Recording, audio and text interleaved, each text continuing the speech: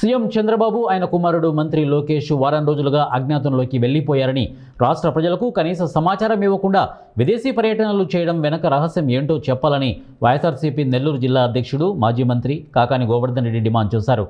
శనివారం నెల్లూరులోని వైఎస్ఆర్సీపీ కార్యాలయంలో మీడియాతో మాట్లాడుతూ, కనీస సమాచారం కూడా ఇవ్వకుండా వారిద్దరూ విదేశీ పర్యటనలకు ఎందుకు వెళ్ళినట్టు, తండ్రి కొడుకుల రహస్య పర్యటనపై ప్రజలు ఆగ్రహం వ్యక్తం చేస్తుంటే జనం దృష్టి మరల్చడానికి మళ్ళీ డైవర్షన్ పాలిటిక్స్కు తెరతీశారు.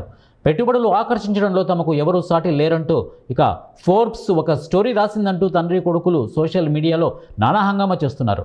చంద్రబాబు అధికారంలోకి వచ్చిన నాటి నుంచి పెట్టుబడులన్నీ కట్టు కదలే తప్ప ఏ ఒక్కటి నిజం లేదు.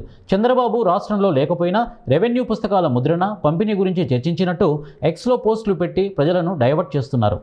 బాధ్యతాయుతమైన రాజ్యాంగ పదవుల్లో ఉండి ఇలా రహస్య ప్రదేశాల నుంచి ట్వీట్లు వేయడం వెనక ఉద్దేశం ఏంటి? వైఎస్ జగన్ గతంలో తన కుమార్తె గ్రాడ్యుయేషన్ డే కోసం లండన్ వెళ్తున్నట్టు చెప్పి మరీ వెళ్లారు. అయినా దాని గురించి ఈ తండ్రి కొడుకులు చేసిన రచ్చ అంతా ఇంత కాదు. కానీ చంద్రబాబు, లోకేష్ ప్రత్యేక విమానాల్లో విదేశాలకు వెళ్ళి కూడా ఎక్కడున్నారో చెప్పడం లేదు. అంత రహస్యంగా పర్యటనలు చేయాల్సిన అవసరం ఏమొచ్చింది అని కాకాని నిలదీశారు.